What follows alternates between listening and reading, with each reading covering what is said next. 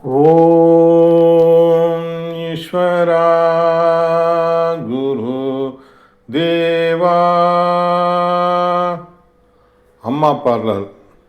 சாமி சாமியம்மா சர்க்குருதேவரின் அருளாசியால் அருள்சக்தியார் அகஸ்தியமா மகரிஷிகளின் அருள் சக்தியும் துருவமா மகரிஷிகளின் அருள் சக்தியும் துருவ நட்சத்திரத்தின் பேரருளும் பேரொளியும் சப்த ரிஷிகளின் அருள் சக்தியும் சப்த ரிஷி மண்டலங்களின் பேரருளும் பேரொளியும் நாம் அனைவரும் பெறுவோம்.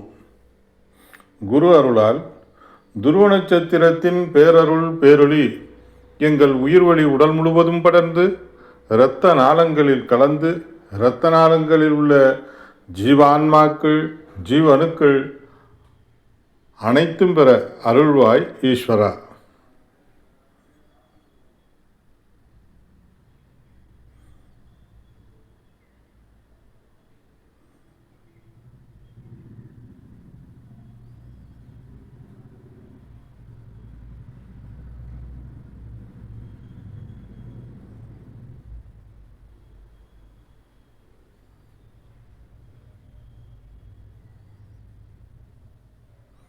ஓம் ஈஸ்வரா குருதேவா கருணை சொருவா.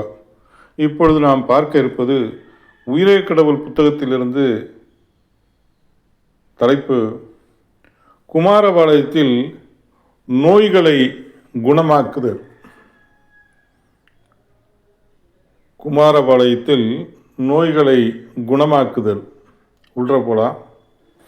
குருதேவர் கூறியபடி குமாரபாளையம் வந்தவுடன் அவினாசியப்பனை விசாரித்த போது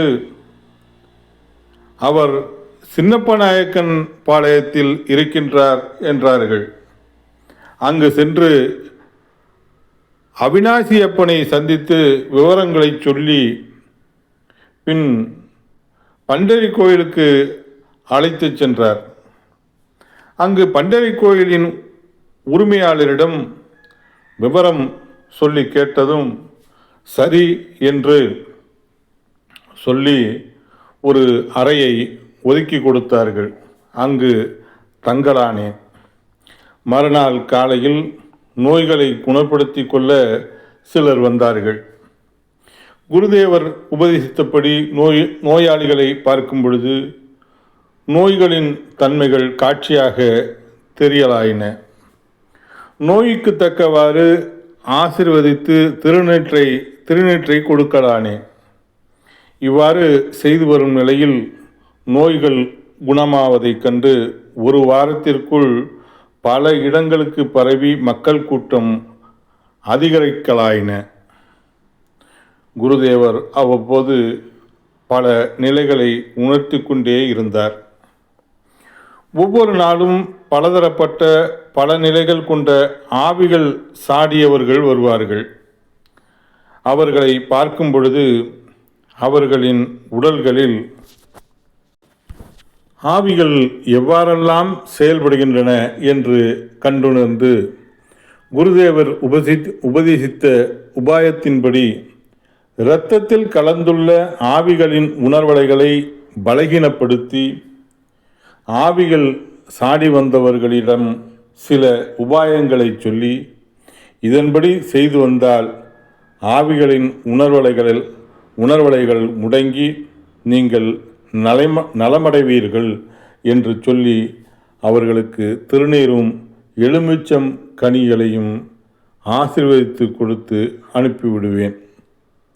இவ்வாறு 4 மாதங்களில் மக்கள் கூட்டம் வருவது அதிகரித்து கொண்டே இருந்தது. ஓம் ஈஸ்வரா குருதேவா கருணை சொருவா. நோய்களை எவ்வாறு குருதேவர் சர்க்குருதேவர் அருளால் ஞானகுரு அதை நீக்கினார்கள். இப்பொழுதும் நீக்கிக் கொண்டுதான் இருக்கின்றார்கள். அதுபோல ஆன்மாவுடைய தன்மைகள் உள்ளே ஒருவருக்குள்ளே இருந்ததுன்னா அதை எப்படி சாந்தப்படுத்துவது, அடக்குவது, அதை பலகீனப்படுத்துவது, அதை எவ்வாறு நாம்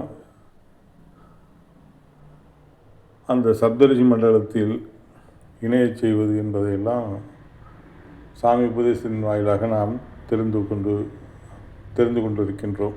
ஆக நோய் இருந்தாலும் சரி, உள்ள ஆன்மாவுடைய தன்மைகளில் பல்வேறு நிலைகளில் அது நம்மை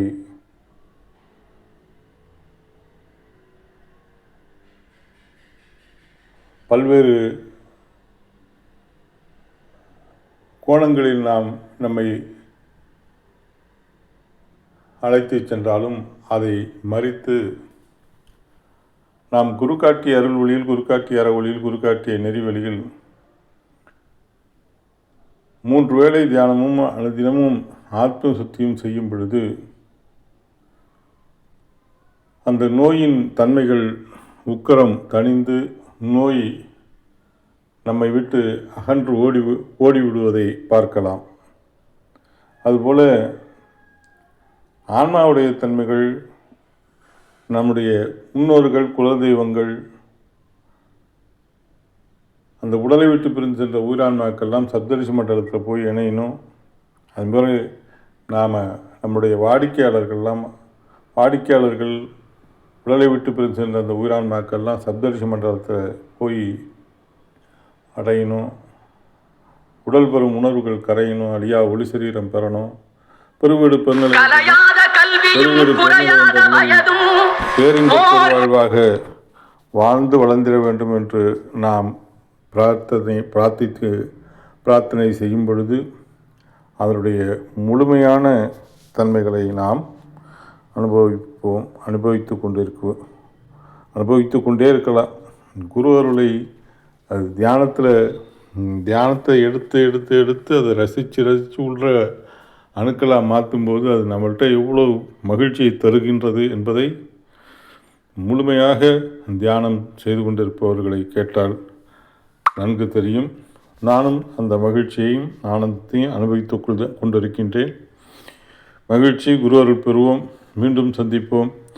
ஓம் ஈஸ்வரா குருதேவா. குருவே சரணம், குருவே துணை.